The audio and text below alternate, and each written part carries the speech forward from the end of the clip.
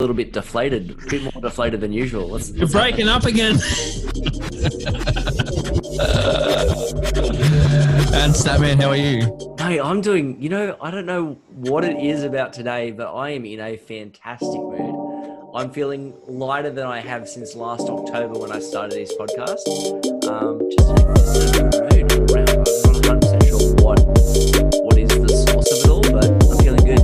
Feeling really good. Yeah, I think there's a little bit of a change of leadership in the air for the Run It Back podcast, but we won't spend too much time on that unless the boys bring it up. Thought we'd jump into this card. Statman, how did we go? What was the card? Can you give us the results? Yeah, absolutely. So we did also pick for the prelim headliner. So I'll talk briefly about that one. Brad Riddell defeated Alex De Silva by unanimous decision. Hakeem Dawadu defeated Zubaira Tukugov by split decision. Ketlin Vieira defeated Sajari Eubanks by decision. And then we got into the finishes. We had Brandon Royval defeated Kai Kara France by submission in the second round. Jan Blachowicz defeated Dominic Reyes by TKO in the second round. And then Israel Adesanya defeated Paulo Costa, TKO, second round. Tell you what I was up and about for that one. But boys, we might start there, and we might get a quick little take on the fight first from our man in the studio here, Stoney. What do you reckon of that main card event? The main event? The main event. Still coming to grips with it, boys. Look, in fairness, I think Costa, he threw away his entire game plan in anticipation of Israel Adesanya's counters, and that's not what we came to see. As I said on the Thursday night prediction, Gastelum landed 68 to the head, 91 overall. I thought Costa would bring it a little more than he did. So as someone who tipped Costa, I can accept. Let me reframe that. Had he have gone all out and got KO'd coming in, I could have accepted that a lot more than watching him just stand in front and get torn apart. So in all honesty, boys, I'm a little bit disappointed in what I saw in Paulo Costa, but full credit to Israel Adesanya. Fought a perfect fight tonight. Statman, what do we think? Yeah, I would say that if you're going to take a strategy to fight Israel Adesanya, fighting him with like 4 foot in front of him and standing there while he eats your leg alive is probably the worst possible strategy that you could possibly have. So that cupping on the calf as well, that obviously was quite obvious to Israel as he walked out.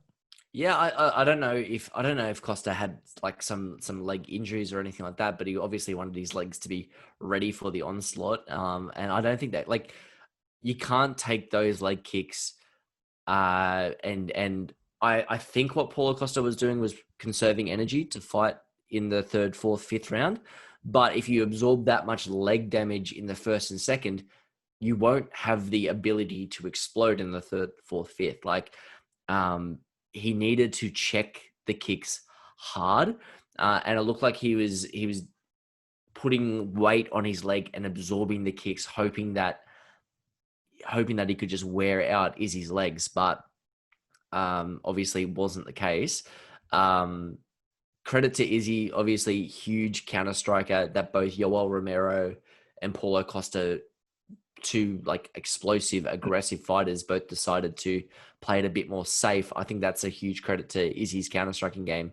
But I think that would have been Paulo Costa's only real game plan would be to sprint at Izzy, absorb 1 or 2 strikes coming in and pinning him up against the cage. There is an argument to be made that this fight would have been completely different in a smaller cage, but it was in a big cage, and Paulo Costa stood at range and got kicked. It's just insane. Just a weird strategy. He had 12 weeks to prepare for this. So he had a year to prepare for this fight, basically since Izzy became champion in October of last year. We all knew that Israel Adesanya was going to fight Paulo Costa at some point in the future. He's been training for Israel Adesanya, and that was his game plan, and it was bizarre. It was. I was worried for this fight. I was worried when I picked Israel Adesanya because I was like, Paulo Costa hits like a truck. It was just. We just didn't see that boxing from Costa. Honestly, we just didn't. And Statman, you raised a good point around the big cage, the small cage. I think You've really got to wipe off that extra few feet at the back. Like he had him in the position, irrespective of whether it's a big cage or a small cage. There was a lot of this fight where it would have taken place exactly the same. Yeah. And that's where I was looking to see Paulo Costa explode, and he just didn't. And I get the poker face, and for the first, honestly, 3, 4, 5 leg kicks, I'm sitting there in the theatre looking at DL thinking this is fine. But as everyone lands, I'm starting to think at some point you just need to see Paulo Costa advance, and it just didn't happen. So irrespective of whether this is a big cage or a small cage, he just threw that game plan out the window where what made Paulo Costa great and what made him an intriguing contender was he was taking it to his opponent, and we just didn't see that tonight. And that's taking nothing away from Israel Adesanya. He is someone who absolutely negates his opponents better than anyone I'm not going to say ever, but close to ever seen. So I don't want to take anything away from the win, but as someone who jumped on Paulo Costa, I'm a little bit disappointed in terms of what he put out tonight. Yeah, you have to think that like, and what you said is completely true. There was a couple of stages where, because they have that the marking around the octagon in the center, and you can see like, okay, this is the center of the octagon, this is the outskirts of the octagon. A lot of the fight took place with Israel Adesanya near the cage and Paulo Costa standing there as well. So I think what you said is completely true, and Costa did nothing with it. Paulo Costa, who has the number one for significant strikes per minute in UFC history, did nothing with it. And again, you said like not to take anything away with Izzy. I think it's a huge compliment to Izzy. I think it's like Paulo Costa knew that striking against Izzy is the best way to get knocked out. So I think he was weighing up, do I want to get pieced up early or do I want to get pieced up later? And he selected later and yeah, got the late second round TKO. It was crazy. I'm not going to lie. I put a lot of emphasis on the lead into fights, and I take this all the way back to, and the Sonnen files will enjoy this one, the Chael Sonnen Anderson Silva weigh-ins. I think you can read a lot about fighters in the lead into a fight, and honestly, I thought Paulo Costa had got in Israel's head. Just based on, even if you take it right up to the weigh-ins, when Paulo presented the white belt, Israel got it and snapped back and threw it at Paulo.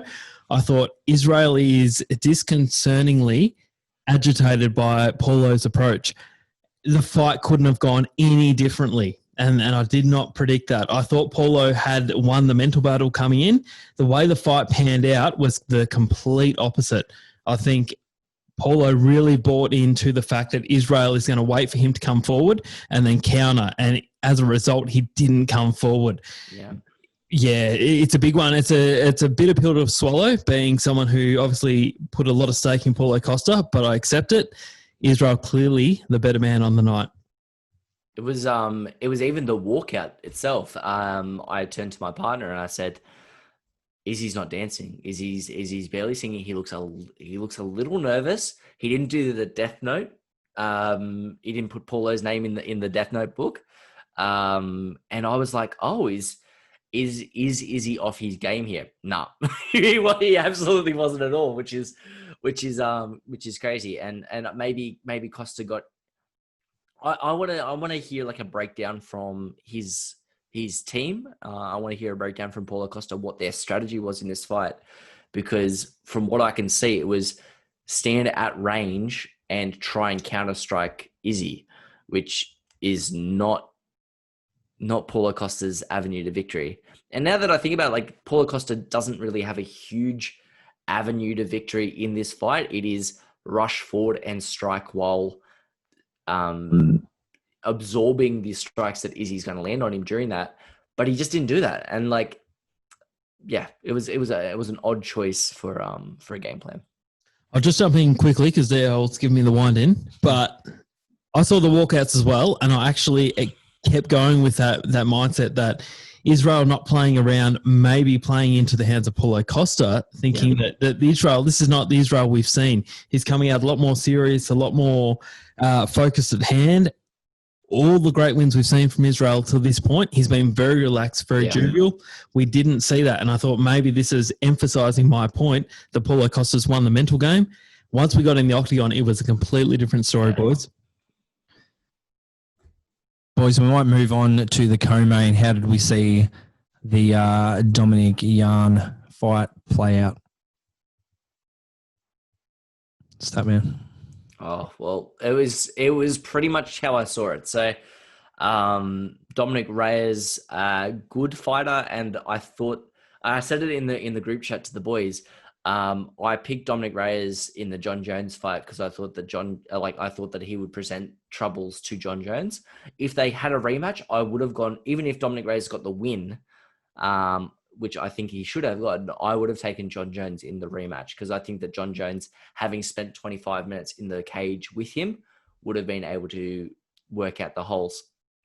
I think that Reyes is not necessarily a fighter without holes, and one of his issues is that he gets hit, and you cannot be hit with Jan.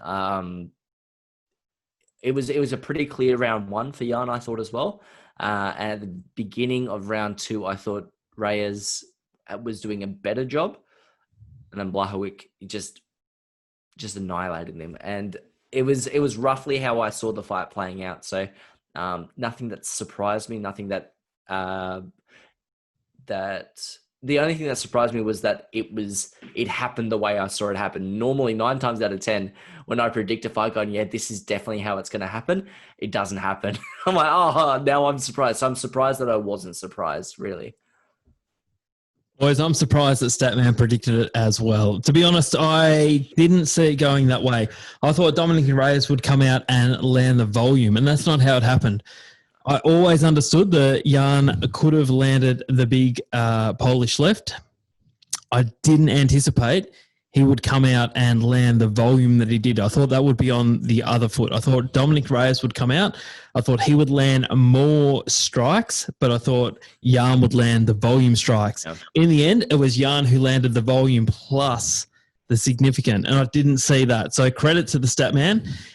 If we're likening this to a fight, you and me, I would say it's more of a Yoel versus Rob 1 where Yoel comes out and strikes and lands hard in rounds 1 and 2, and he takes an early lead, and everyone thinks, Yoel's got the championship, and Statman's smiling at this point, but this is a long fight, Statman. You may have got the points tonight, but Rob's coming back with a vengeance.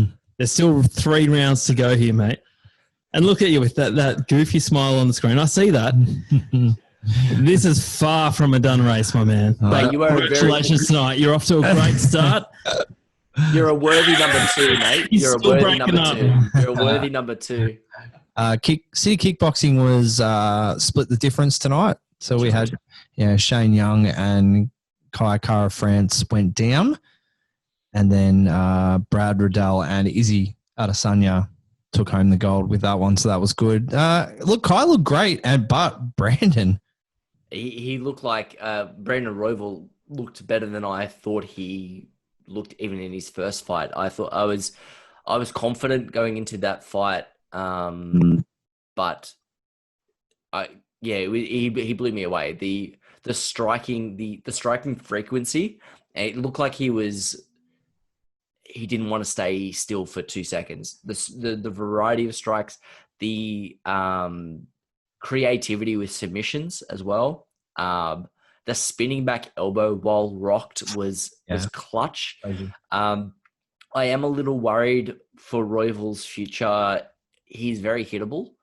And there's not many power punches in the flyweight division. So he might be okay, but we'll see, but both of them put on an incredibly entertaining fight, and I thoroughly enjoyed it. Well-deserved the fight of the night that it did get. That's pretty much it.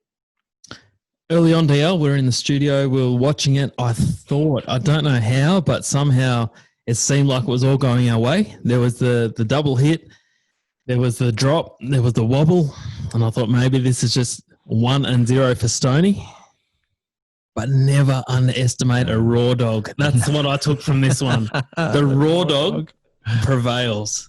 Bloody oath. That was awesome. Anyway, guys, that rounds out 3 of our fights we're looking at tonight. And we might finish our little stream there. Perfect. And have a good night. Catch you later, boys.